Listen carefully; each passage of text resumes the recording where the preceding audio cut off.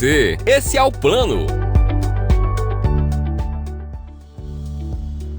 Olá, muito bom dia! Peço licença para entrar aí na sua casa, agradecendo desde já a sua companhia de todo o fim de semana aqui na nossa telinha. Olha só, no programa de hoje vamos falar sobre lúpus. Vamos saber como identificar as formas de tratamento. Isso e muito mais no Saúde Você, que está começando.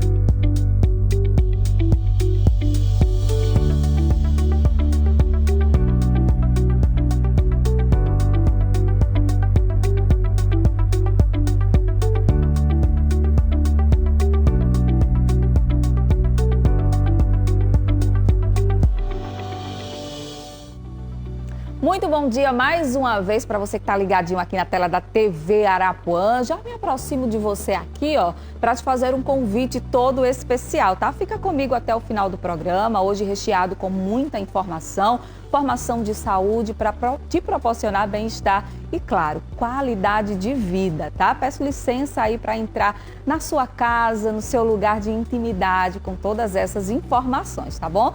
E a gente já começa falando sobre um assunto que eu tenho certeza que a mulherada vai se identificar, inclusive nas redes sociais. A gente sempre vê alguém falando sobre essa doença, tá? Porque estima-se que o lipedema atinja cerca de 11% da população feminina no mundo. No Brasil, estudos recentes indicam uma prevalência de aproximadamente 12,3% entre as mulheres adultas. Mas o que é lipedema e quais as formas de tratamento? A resposta a partir de agora. Depois da bariátrica, Rosana teve crises de dores nas pernas, inchaços e hematomas. Há 2 anos, foi diagnosticada com lipedema. O acúmulo de gordura nos membros inferiores atrapalha a vida dela. E não é só uma questão de estética, como muitos pensam. Foi depois da cirurgia bariátrica, que culminou também com o aspecto da minha pré-menopausa, foi que a situação se complicou mais. Eu vi que eu perdi muito peso, perdi 60 quilos, mas as pernas continuaram mais ou menos com a mesma grossura, né? E aí eu evolui para um quadro de ter muita dor, muitas hematomas, né? Isso foi realmente comprometendo bastante, assim, a minha mobilidade, né? Aí foi que eu busquei realmente ir atrás de um diagnóstico com um médico angiologista para poder fechar esse diagnóstico e também ter um encaminhamento para poder tratar. O tratamento é medicamentoso, a dieta é regrada, com muita ingestão de água, além das drenagens. A terapeuta ortomolecular Silvana Farias explica que as massagens para quem tem lipedema são diferenciadas. É uma doença crônica que tem afetado muitas mulheres e isso tem mexido com a autoestima, trazendo danos não só estéticos, mas físico e psíquico também, principalmente na hora de comprar uma roupa, né? Não é qualquer tipo de massagem, não é a drenagem linfática convencional, é uma drenagem linfática diferente, é uma drenagem onde requer mais conhecimento, mais perícia, uma aplicabilidade mais profunda. E lembrando que lipedema muitas vezes é confundido com linfedema, já que o linfedema é uma calcificação gerada na válvula do linfonodo, onde acomete uma falha na circulação linfática e por isso o edema. O lipedema, como se trata de uma inflamação crônica no tecido gorduroso, o paciente sente dor e incomoda bastante. Depois do tratamento adequado, Rosana tem se sentido melhor diante do problema de saúde que afeta cerca de 11% da população feminina. As drenagens ajudam demais, porque alivia muito, assim, você chega de um jeito e sai de outro jeito. A drenagem bem feita, específica para esse tipo de problema. Então, as drenagens ajudam muito. Agora, é multifatorial, não são só as drenagens. Você tem que cuidar da dieta, você tem que beber bastante água, comer bastante proteína. Eita, probleminha chato é o tal do lipedema, né, gente? Mexe com a vaidade feminina. mas o bom é que tem tratamento, tá? E se você percebeu aí, tá com os sintomas, viu que a pele tá meio irregular, várias celulites, muitas dores, surgimento de hematomas, vai no especialista para receber esse diagnóstico e começar o tratamento mais rápido possível e amenizar aí a situação. Tenho certeza que você vai conseguir, tá certo? Vamos dar continuidade aqui ao nosso programa falando de um outro assunto também muito importante, é sobre o lúpus. Você já ouviu falar? Olha só, de acordo com a Sociedade Brasileira de Reumatologia, estima-se que 300 mil pessoas sejam afetadas pela doença em todo o país. Mas o que é lúpus e quais as formas de tratamento? Para a gente tirar todas as nossas dúvidas, estamos recebendo aqui no estúdio a médica reumatologista Sandra Batista, que já está aqui pronta para passar todas essas informações. Primeiramente, doutora Sandra, seja muito bem-vinda ao Saúde Você. Bom dia. Muito obrigada, bom dia. Então, vamos começar fazendo aquela pergunta bem óbvia, que eu tenho certeza que é a dúvida da maioria das pessoas. O que é lúpus? Lúpus é uma doença inflamatória, crônica, autoimune, que pode se apresentar basicamente de duas maneiras, né? Pode se apresentar apenas na pele, pode ser restrita à pele, que é o lúpus cutâneo, e pode ser ter uma apresentação sistêmica quando envolve vários órgãos, além da pele. Então, é uma doença que pode afetar tanto homens como mulheres, mas é muito mais prevalente entre as mulheres na sua fase reprodutiva. Seria mais entre os 20 e os 45 anos de idade, a idade mais prevalente entre as mulheres. Quando passa desse período, no período pós-menopausa, entre idosos ou nas crianças, existe uma certa aproximação entre o número de mulheres e homens que podem apresentar, mais ou menos na proporção de 3:1. Enquanto que na idade reprodutiva, nas mulheres entre 20 e 45 anos, a proporção entre homens e mulheres seria de 10:1, 10 mulheres para um homem. Então, realmente é uma doença bem mais prevalente entre as mulheres. E os sintomas, doutora, são sintomas específicos que quando a gente percebe, diz assim, é lúpus, ou dá para ser confundido com outra doença?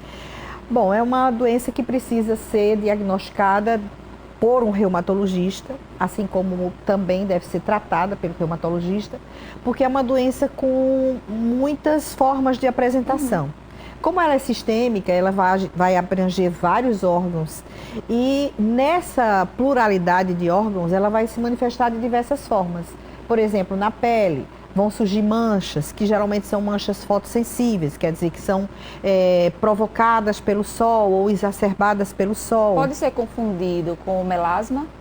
Às vezes sim, porque o melasma é uma lesão diferente por ser uma lesão hipercrômica, mas existe uma certa confusão, muito mais por parte dos pacientes, né? No caso do lúpus, essas manchas são mais avermelhadas? As lesões do lúpus, elas são diversas. Existe um tipo de lesão que aparece mais nas formas agudas da doença, que é a chamada lesão em asa de borboleta, que é a lesão que afeta a face e dorso do nariz, né?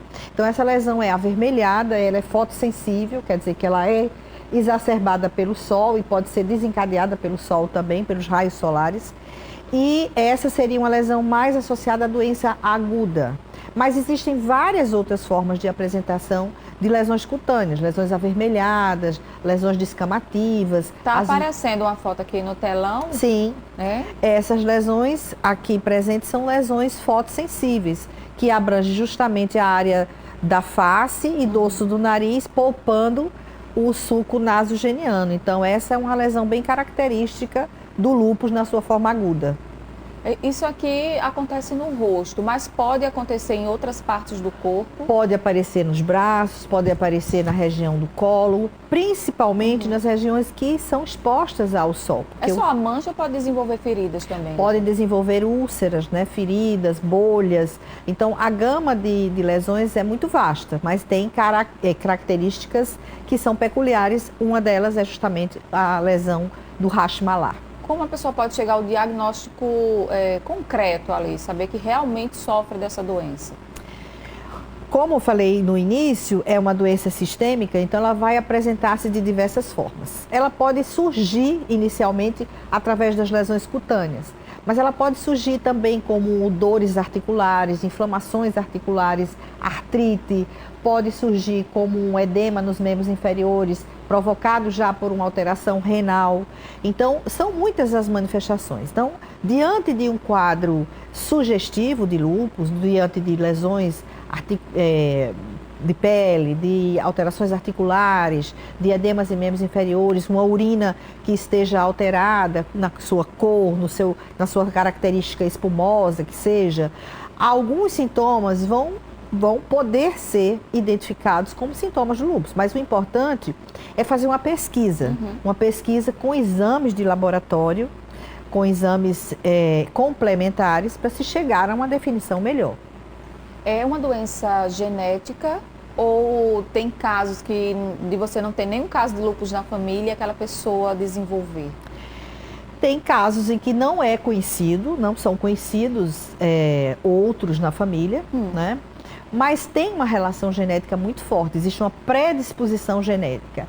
Apenas algumas pessoas não conseguem identificar casos na família porque ainda não foram devidamente diagnosticados ou não foram devidamente ativados, né? Não foram ainda, digamos, gatilhados, né? Não houve um gatilho para que eles acontecessem, entendeu? Perfeito. Mas existe essa relação genética que é muito importante. Agora, doutora, devido aos sintomas, né, se desenvolverem também na pele, tudo que traz para a pele parece que as pessoas têm um preconceito, né? Não quer chegar perto, não quer tocar, acha que é contagioso. No caso do lúpus, é contagioso? Não, o lúpus não é contagioso por ser uma doença autoimune, sistêmica, inflamatória. Então, a característica de doença, a patogenia da doença, não remete a contágios, entendeu? Absolutamente, não precisa ter medo. Falando ainda da pele, né? A gente aparece aqui uma outra imagem no telão, essa daqui parece ser uma alergia, inclusive, desculpa a minha ignorância, se eu estiver errada, a senhora me corrige, parece ser uma lesão bem agressiva. Pode desenvolver assim uma febre, algo pior por causa dessa lesão?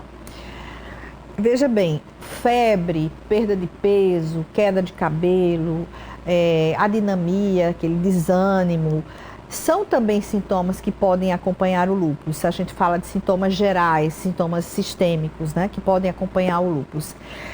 Não exatamente por causa de uma lesão do lúpus você tenha que ter febre, mas a febre vai estar presente nos momentos de atividade de doença. Ela pode estar presente.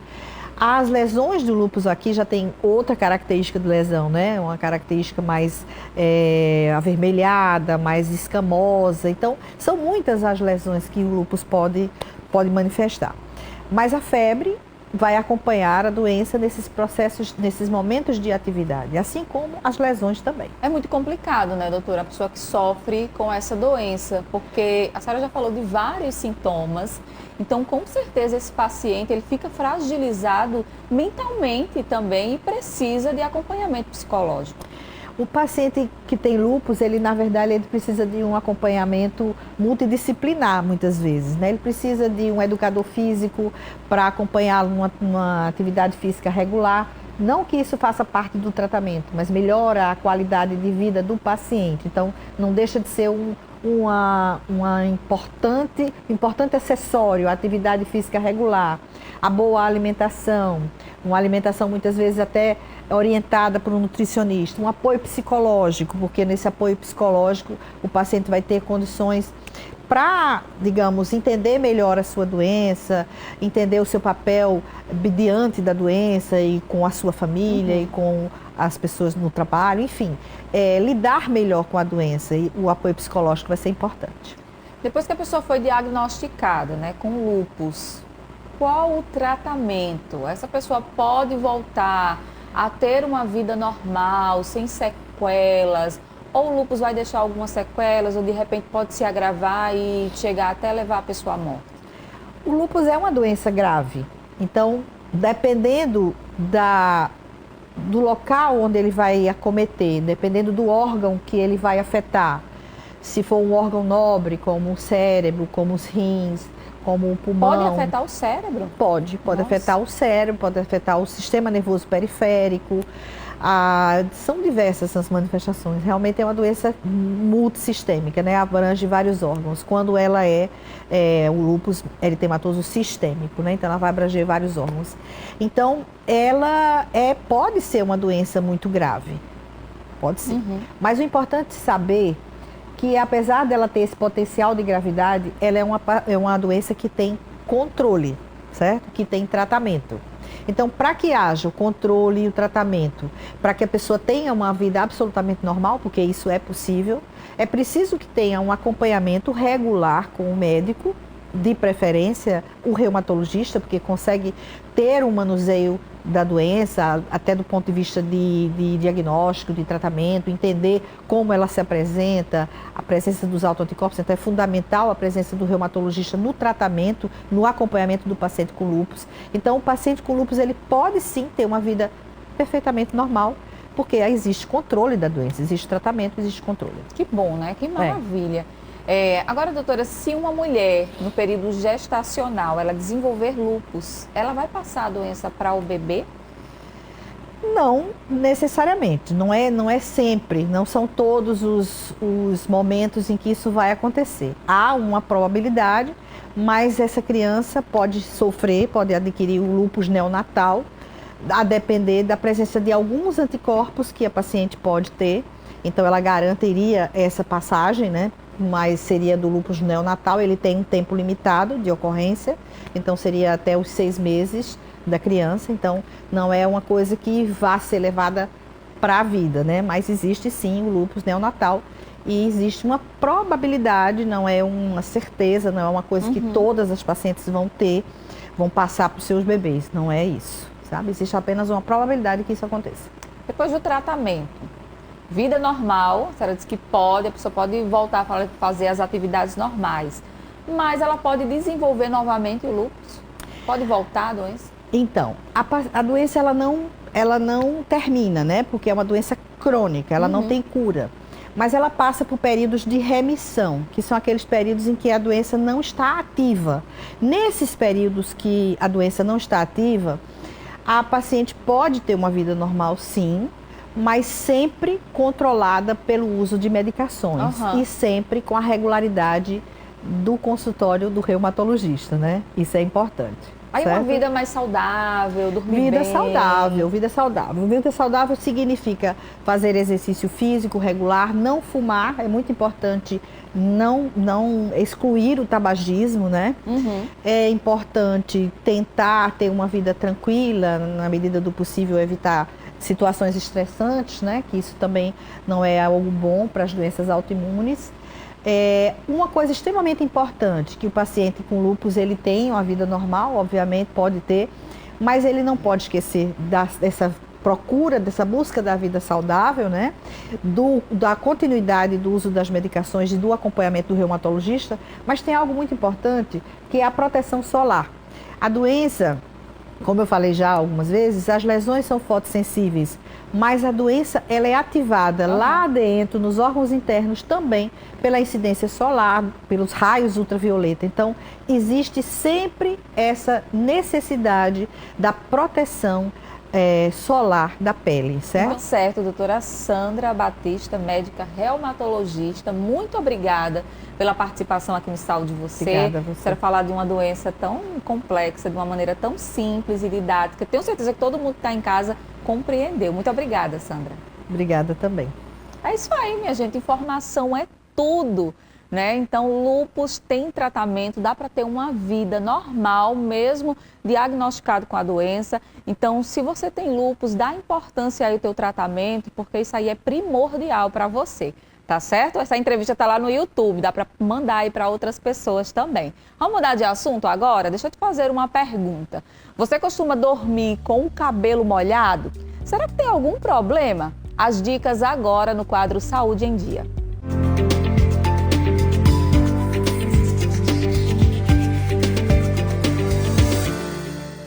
Dormir com o cabelo molhado traz prejuízo à saúde do couro cabeludo? Sim, isto não é mito. É verdade. Dormir com o cabelo molhado predispõe ao aparecimento de vermelhidão, descamação e coceira intensa em couro cabeludo, muitas vezes associado à infecção por fungos. Então, é de extrema importância que você seque o cabelo, se for à noite, com o secador e usando o protetor térmico. O mais importante é que este cabelo seja seco. Eu sempre oriento para que lave os cabelos pela manhã e deixe secar naturalmente, evitando assim a agressão do secador.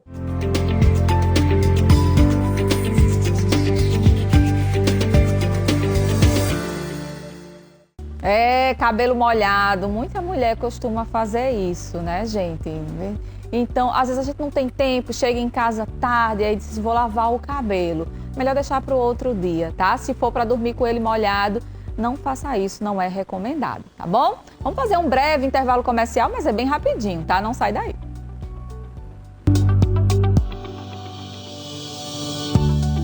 Saúde e você. Oferecimento. Unimed João Pessoa. Cuidar de você. Esse é o plano. Existe